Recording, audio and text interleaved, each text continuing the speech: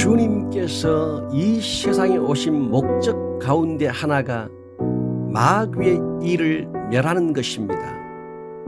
요한 1서 3장 8절 말씀입니다. 하나님의 아들이 나타나신 것은 마귀의 일을 멸하려 하심이라. 하나님의 아들이 세상에 나타나신 것이 마귀의 일을 멸하는 것이라면 원수 마귀가 모든 사람들에게 끼치는 해악이 얼마나 심각한 문제인지를 깨달아야 합니다. 사람들의 악한 행동과 악한 문화들을 분별 없이 수용하고 인정함으로 악한 영의 침투가 성도의 가정과 교회에 흡수되고 있는 시대입니다. 영적으로 무지하게 되면 악한 영들이 어떻게 역사하는지를 모를 뿐만 아니라 모르니까 가르쳐 줄 수도 없습니다. 그래서 속수무책 당하고 삽니다. 지피지기 백전불태라는 말이 있습니다. 이 말의 뜻은 적을 알고 자신을 알면 100번 싸워도 위태롭지 않다는 뜻입니다.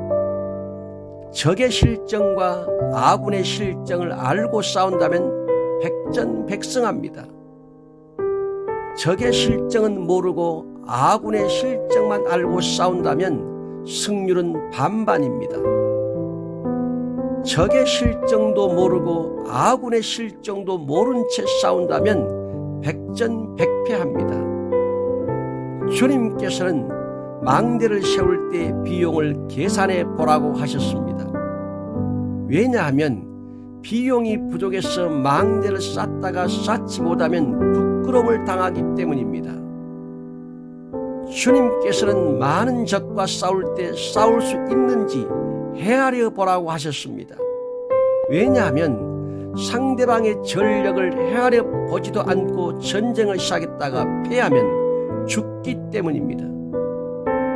저는 귀신들과 싸우는 영적인 전쟁도 이와 같다고 생각합니다. 당신이 싸우는 사탄과 더러운 귀신이 어떤 존재인지 알아야 합니다. 당신이 싸우는 사탄과 더러운 귀신이 어떤 일을 하는지 알아야 합니다.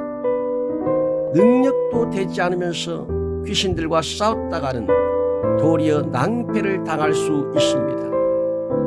세상에서 물리적 싸움도 철저하게 준비합니다. 그러나 영적 싸움은 물리적 싸움보다도 더 치밀한 계산과 준비가 필요합니다.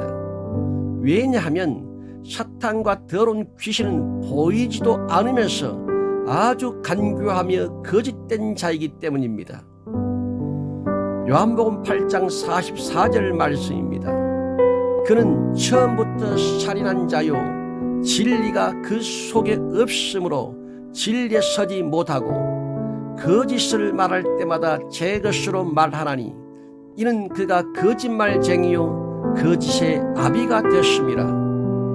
사탄과 더러운 귀신의 간교함은 거짓에서 나옵니다. 당신이 더러운 귀신의 간교함을 무엇으로 이길 수 있습니까? 유대의 제사장 스게와에게 7 아들들이 있었습니다. 이들은 사도 바울이 능력을 행하는 것을 보고 자신들도 따라서 흉내를 내보았습니다. 그런데 어떻게 되었습니까? 사도행전 19장 16절 말씀입니다. 악기 들린 사람이 그들에게 뛰어올라 눌러 이기니 그들이 상하여 벗은 몸으로 그 집에서 도망하는지라. 귀신을 쫓아내려다가 도리어 귀신에게 쫓겨 벗은 몸으로 도망갑니다. 그 모습이 얼마나 수치스럽고 부끄럽습니까? 당신은 더러운 귀신과 싸우기 위해서 먼저 더러운 귀신들이 하는 짓이 어떤 것인지 똑바로 알고 있어야 합니다. 첫 번째로 살펴볼 것은 사탄, 마귀, 더러운 귀신들은 간교합니다. 창세기 3장 1절 말씀입니다. 그런데 뱀은 여호와 하나님이 지으신 들짐승 중에 가장 간교하니라. 뱀이 여자에게 물어 이르되 하나님이 참으로 너희에게 동산 모든 나무의 열매를 먹지 말라 하시더냐. 단교라는 말의 뜻은 교활한, 영리한, 슬기로운 이런 의미를 가지고 있습니다. 사탄이 하와에게 행한 간교한 짓이 무엇입니까? 사탄은 간교한 자로서 하나님의 말씀을 왜곡시켜 하나님의 말씀을 불순종하게 만듭니다. 사탄과 여자의 대화를 볼까요? 뱀이 여자에게 물어 이르되 하나님이 참으로 너희에게 동산 모든 나무의 열매를 먹지 말라 하시더냐?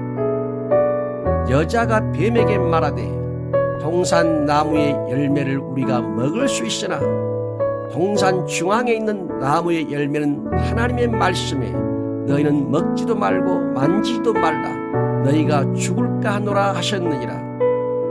뱀이 여자에게 이르되 너희가 결코 죽지 아니하리라. 너희가 그것을 먹는 날에는 너희 눈이 밝아져 하나님과 같이 되어 선악을 알 줄 하나님이 아심이니라.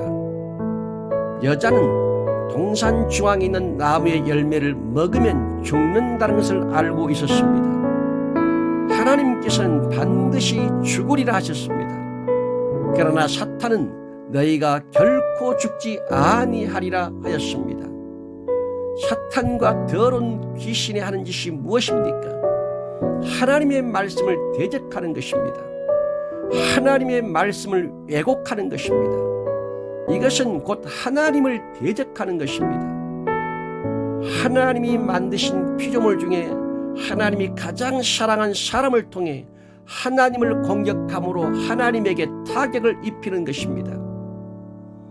그리고 사탄은 여자에게 열매를 먹는 날에는 하나님과 같이 될 것이라고 하면서 여자를 하나님의 자리에 올려놓았습니다. 기억하시기 바랍니다. 사탄은 간교한 자입니다. 당신을 유하는 척하지만 결국 당신을 파멸시킵니다. 당신을 높이는 척하지만 결국 당신을 죽입니다. 당신을 생각하는 척하지만 결국 당신을 하나님에게서 분리시킵니다. 이제 당신이 중요하게 여겨야 할 것이 있습니다. 하나님의 말씀을 대하는 당신의 자세와 태도입니다. 하나님의 말씀을 대한 자세와 태도를 보면 그것이 사탄의 역사인지 아니면 성령의 역사인지 나름 짐작할 수 있습니다. 사탄의 간교함에 걸려들지 않으려면 자신의 잘못된 행동을 하나님 앞에서 정당화시키고 하나님의 말씀을 왜곡하면 안 됩니다. 우리는 종종 우리의 실수나 잘못에 대해서 이렇게 변명을 합니다. 주님, 마음에는 원이로되 육신이 약해서 어쩔 수 없었나이다. 당신이 이렇게 육신의 약함을 이유로 죄악을 정당화시키면 사탄은 간교하게 당신의 약함을 가지고 하나님을 대적하는 자신의 도구로 삼을 것입니다. 기억하시기 바랍니다. 사탄의 간교함에 말려들지 않으려면 주님의 말씀에 순종해야 합니다. 사탄의 간교함에 말려들지 않으려면 주님의 말씀을 왜곡하는 사탄의 소리를 대적해야 합니다. 하나님의 말씀에 순종할 때 사탄의 간교함을 이깁니다. 하나님의 말씀에 순종할 때 사탄은 떠납니다. 사탄이 간교한 자로서 악한 지혜를 가졌다면 당신은 사탄보다 더 슬기로운 지혜를 가져야 합니다. 그 지혜는 주님의 말씀에 순종하는 것입니다. 사탄의 간교함보다 더 지혜로운 것은 주님의 말씀입니다. 신명기 4장 6절 말씀입니다. 너희는 지켜 행하라. 이것이 여러 민족 앞에서 너희의 지혜요 너희의 지식이라. 하나님의 말씀을 버린 후 아담과 하와는 동산에서 쫓겨났습니다. 하나님의 말씀을 버리는 사람이 되지 마십시오. 세상 것은 다 잃고 버려도 하나님의 말씀만큼은 붙잡아야 합니다. 세상 것은 일시적이지만 하나님의 말씀은 진실하고 영원하기 때문입니다. 당신이 지혜로운 사람이라면 영원하신 하나님의 말씀에 순종하고 그 말씀을 붙잡는 사람이 되기를 축복합니다. 기억하시기 바랍니다. 간교함이 거짓이고 비진리라면 하나님의 말씀은 진리며 원수를 이기는 길은 그 말씀에 순종하는 것입니다. 간교함은 사탄에게 나옵니다. 그러나 진리와 순종은 주님에게서 나옵니다. 아멘.